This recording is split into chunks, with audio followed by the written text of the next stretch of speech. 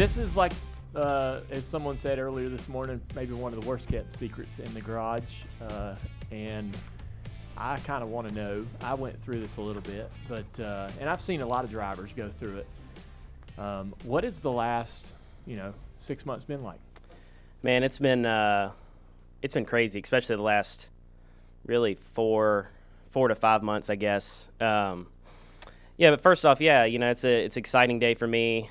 It's an emotional day. I knew this being here was going to be the most emotional part. I hope.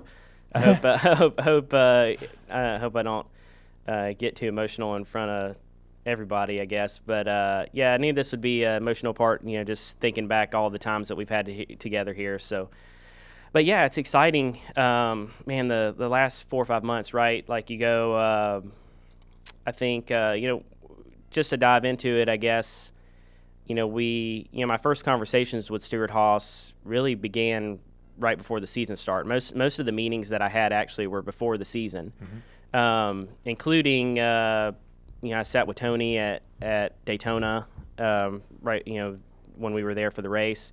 So this has been ongoing for a little bit. I don't think there was by no means anything finished, but just conversations had started, and then we get to Las Vegas and Chase's injury comes about, and I never will forget that day of Mike Bumgarner coming and grabbing me. He was my crew chief last year. He's competition director here. He comes and grabs me and pulls me out of the hauler. He's like, "Hey, come over here." And I'm like, "What are we doing?" And he's like, something's going on. Chase has an injury. I don't know what it is, but they want you to drive the 9 car. And really from that moment on, I'm like, this is a full-blown audition, right? And so from that moment on, all through those weeks, you're balancing the Xfinity team, racing the Xfinity car, but also racing that Cup car, trying to manage that, and full in the back of the mind, that this is all, you know that you're auditioning for your future at the same time. So, that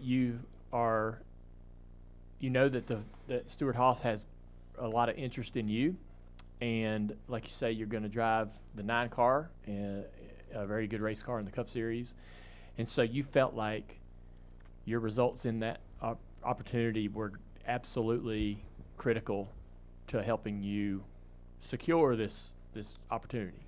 Yeah, I mean, I think I had my foot in the door, right? You could say. I'm sure that they had a number of candidates that they were looking at for this, but obviously was able to get my foot in the door before that. But I'm sure that the moment that they read the news, just like we all did, I think they realized, hey, well, we'll see. This will give us a great opportunity to see how this is going to go, and filling and replacing Kevin Harvick, right? I think jumping in that scenario, I think, is going to be similar, and it was a great experience for me to learn and grow and how to manage that. I think that ultimately I feel like that those races, and I'm sure that they had some conversations with some people at HMS too that kind of just cemented their thought that I was the guy they wanted. What were your conversations with Tony like? Really laid back. Like, I can't even really remember that we talked about racing much. We talked about everything: drag racing, sprint cars. It wasn't too much. I think he just wanted to get to know me a little bit as a person and how I got here, right? Like my story and what I did, and that was really it was fun. We sat in his bus for a couple hours. I feel like it was a while. Yeah. So, thinking back to your early days in Legends cars at Nashville Fairgrounds, and trying to. You just go out there and win you a race at the local racetrack. How did you let yourself dream about anything like this back then? Oh man, it's hard to. Even back then, I don't know. I think back to when I was a kid more than anything, right? Like when you first watching NASCAR. I remember watching your dad, Jeff Gordon, Tony Stewart, all these guys have all the little die-cast cars playing with them. That's when you're a kid and you dream about, like, I'm first starting to race go-karts and stuff, and I'm like, man, that's what I want to do, right? Mm-hmm. And just as you progress and there's so much, it's like the story that I just told about, how we got here, even with the situation with the 9, the amount of timing and things that have to fall your way to get to this point are so hard that as you get older and progress, like sometimes you maybe I'm not going to say lose sight of that dream, but the dream, you don't wake up every morning and be like, when I was racing your late model car, I didn't wake up every morning and be like, I want to be a Cup driver. You think about what you have to do and to go win the next race or run the next race. So you kind of lose sight of that, I think. And over those years when we all the racing we did, right? Like that's who I became, was a short track racer. We won all kinds of races together and championships. And I think once my mindset, you kind of get that dream back whenever you step back into the Xfinity Series like I did and started having a little bit of success. You kind of wonder what if you can make the most of this, if these opportunities will come. So when you're racing at the at the Cars Tour level, late model stock car, and you're having so much success, right? And you'd run the Cars Tour, you went and won a national championship.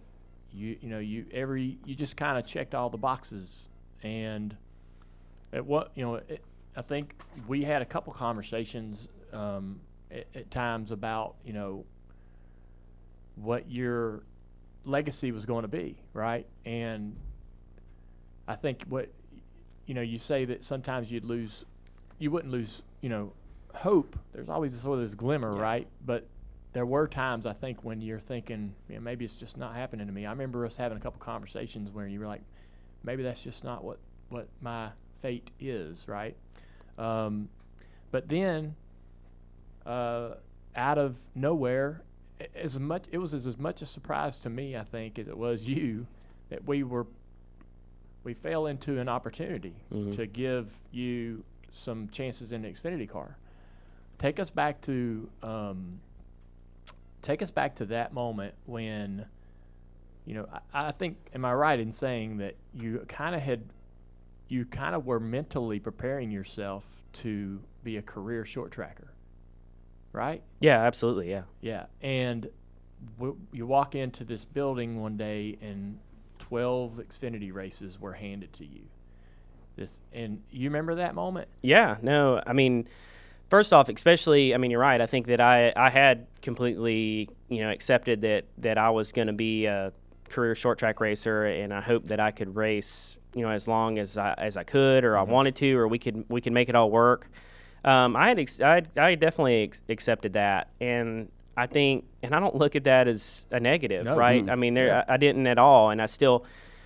The only thing, throughout this, I get asked so many times, like, was it frustrating all those years and the grind and all this? And I'm like, man, it was fun as hell. Yeah. Like, we raced, we built our race cars, they were fast, we whooped a lot of ass, we drank beer when we won. It was, it was a blast, and I loved that time and doing that. And we just our motivation through those times was just like, we're gonna just keep doing it. Move the next box, right? You win Martinsville, you win Cars Tour Championship, you win, the Thanksgiving Classic, you win. Okay, well now let's go for the national championship. You win that. We just kept raising the bar for ourselves just to keep adding in that motivation. And but yeah, I remember, we actually did the podcast after I won the national championship. NASCAR called in on the TV and officially crowned us the national champion, and then we discussed that and had a great conversation. I think the next day we had media day.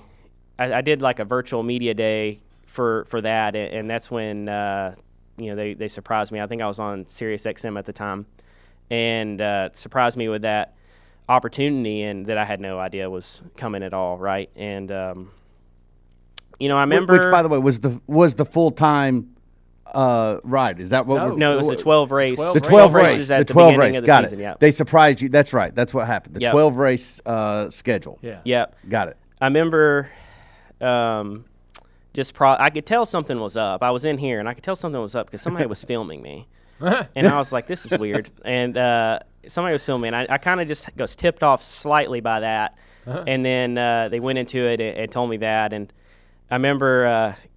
I can't remember if it was you or Kelly or LW or somebody. I think it was one of you three.